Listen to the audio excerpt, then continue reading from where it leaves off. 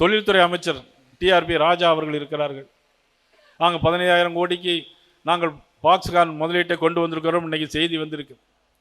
ஆனால் பாக்ஸ்கான் நிறுவனம் இன்னைக்கு வந்த செய்தியை மறுத்திருக்கிறது. பாக்ஸ்கான் நிறுவனம் 2006ஆம் ஆண்டு கொண்டு வரப்பட்ட ஒரு நிறுவனம். அந்த நிறுவனம் 2006ஆம் ஆண்டு யார் முதலமைச்சராக இருந்தார்கள்? புரட்சித் தலைவர் அம்மா அவர்கள் அன்றைய தினம் முதலமைச்சராக இருந்தார். அன்னைக்கு யார் தொழில்துறை அமைச்சராக இருந்தார்கள்? உங்கள் முன்னால் நிற்கிற நான் தான் அன்னைக்கு தொழில்துறை அமைச்சர்.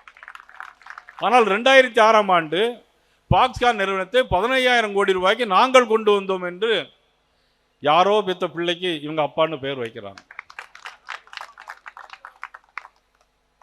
இன்னைக்கு பாக்ஸ்கான் நிறுவனம் அதை இன்னைக்கு மறுத்திருக்கிறது. டிஆர்பி ராஜா நாளைக்கு அதுக்கு என்ன பதில் சொல்ல போறாருங்கிறது தெரியல. ஏற்கனவே வெளிநாட்டுக்கெல்லாம் போனீங்களே, எவ்வளவு தொழில்களை எவ்வளவு தொழிற்சாலையை கொண்டு வந்தீர்கள், என்ன எம்ஓயு போட்டீர்கள், வெள்ளை அறிக்கை கொடுங்க அப்படின்னு சொன்னால் அதை கேட்டது அண்ணன் எடப்பாடி அவர்கள் கேட்டாங்க.